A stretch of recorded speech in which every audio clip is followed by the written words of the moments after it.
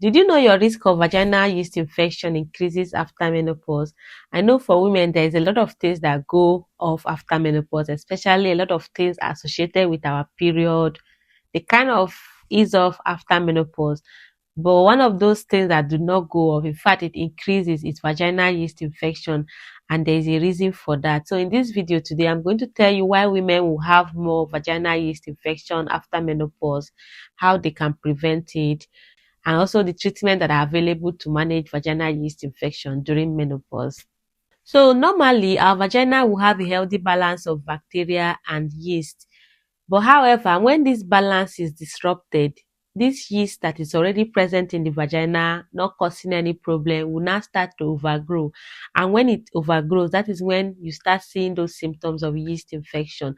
So factors like excessive use of antibiotics, the kind of underwear you are using, if you are douching, the kind of product that you've been putting inside your vagina, all of these factors can actually cause, even being diabetic as well. So many factors that I'm going to mention later in this video can cause this yeast to overgrow. And when it overgrows, you start seeing those symptoms. So some of the symptoms that you will notice that will suggest this may be a yeast infection is irritation, burning sensation, especially when you're trying to pee, swelling, redness. One sign that actually differentiates it from other kind of infection mostly is that cottage cheese discharge that you will notice, and it may not have any smell at all. Unlike bacterial infections, this one may or may not have any smell at all. Why is it that women who are menopausal are now more at risk of having vaginal yeast infection? The answer is estrogen. So you may already know that estrogen is something that drops drastically after menopause. So estrogen is produced by the ovaries. After menopause, this hormone will drop. So estrogen is what helps to maintain the vaginal health. It helps to keep the lining of the vagina healthy. It helps to moisturize the vagina.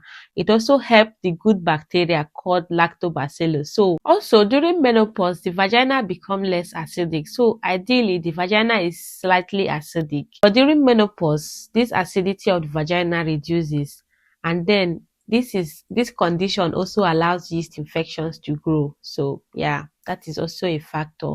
Also, as we grow older, whether you are a man, whether you are a woman, generally our immune system will decrease as we grow older.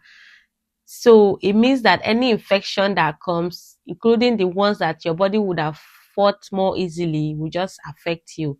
Other factors that also encourages or allows the growth of yeast is things like diabetes. So type 2 diabetes is something that will affect older women more than younger women. So if diabetes is poorly controlled, there's going to be yeast infection, because yeast is something that thrives on that high blood sugar. So women who are diabetic, they are going to have more yeast infection.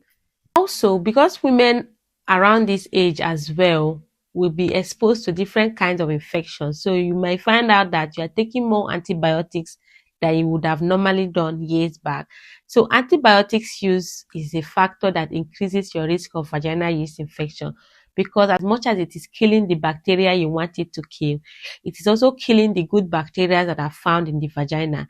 And by killing all those good bacteria, it allows the yeast infection to grow however it wants to grow, because there's less competition for it. So antibiotics use is actually a big factor. So high sugar diet. So even if you're not diabetic and your diet is high in sugar, that can also be a factor.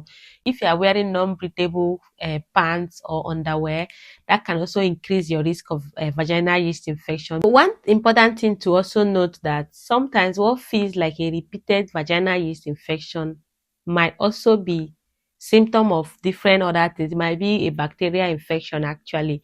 It might be because the vagina generally become drier during menopause. So it might just be a vaginal dryness or other serious condition. So it's not a good idea to continue to self-diagnose yourself. So if you started having repeated yeast infections, at some point you need to go and see a doctor for you to get a proper diagnosis. So what treatments are available to treat yeast infections after menopause? The first one obviously is antifungal medication. So there are vaginal pastries that you can insert into the vagina. There are antifungal creams that you can also use, and then there are tablets as well. Some of them you can actually get over the counter. Some of them you might need a prescription for. So also, some women might also be recommended estrogen, either topical estrogen that you can apply directly, or even your hormone replacement therapy. So what they basically do is just replacing the estrogen that is no longer available. So by doing that now, it will help to restore the lining of the vagina, and also restore all those natural defenses that your body used to have when you had those estrogen in your body. So these ones are usually prescribed by your doctor. It's not something that you should just go ahead and take, because it is not something that every woman can actually take. So make sure you get a prescription for these ones. Another thing you can do is control your blood sugar. No, it's just sound like control your blood sugar.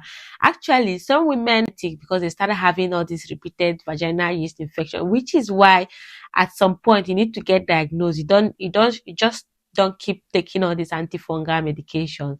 You need to get a proper diagnosis. It might just end up being that you need to be diagnosed of type 2 diabetes, and that can actually make a lot of difference when you control your blood sugar. So blood sugar management is very, very important. If your diet is high in sugar, you also need to control what you are eating. Make sure you review your antibiotics with your doctor. Review your medications generally. Some of us will just take antibiotics at random at every minor inconvenience. Not every infection that is going to be treated by antibiotics. So make sure you are reviewing your medications, that antibiotics that you are taking are actually prescribed, and that you take them only within the time that they are prescribed for. So how do you now prevent it from happening at all? And first one is cotton underwear, very important. They are very breathable. They allow airflow, because yeast is something that thrives in that airtight environment that is moist. So make sure you wear a cotton underwear to allow, you know, easy passage of air in and out of your vagina. Another thing you need to do, very important, is to avoid douching. So douching is when people use different products, including even just water or soaps, anything to put inside of the vagina to try to flush it. The vagina is self-cleansing. I've said this so many times, but the vagina is not something that you need to wash. And then you need to know the difference between the vagina and the vulva, because this is something that people can mistake sometimes. Say, you don't want me to wash my vagina. You don't want me to wash my vulva. I mean, so the vagina is the actual hole inside. That's where your vagina is. And it doesn't need water. It doesn't need soap. It's self-cleansing. But then the vulva is somewhere you need to take care of. You can use mild unscented soap for your vulva and wash it properly. But the side of your vagina, if you keep putting all those scented products, water, anything inside there, you're actually disrupting those good bacteria that were there to compete with those yeast. And if you destroy them, you allow that yeast to just do whatever it wants to do.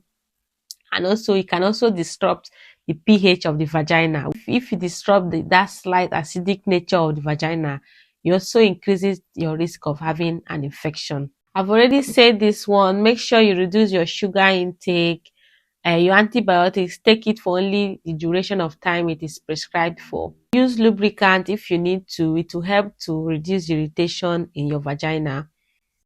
Drink drink lots of water, eat balanced diet, and make sure, importantly, that you're not diagnosing yourself continuously and treating yourself, because you can be masking other serious conditions that you would have, detected on time. So make sure you're not diagnosing and treating yourself over time. So when should you actually see a doctor?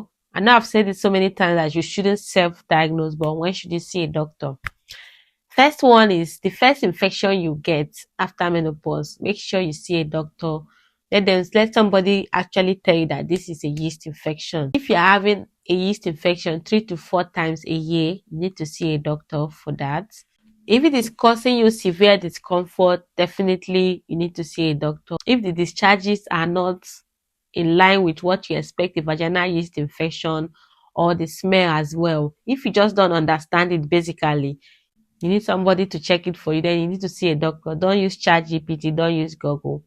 Menopause is a natural process that eventually happens, but if you know what to do, it makes a lot of difference as well.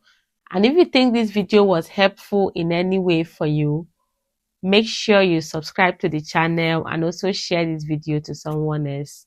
Thank you guys for watching. See you in my next one. Bye bye.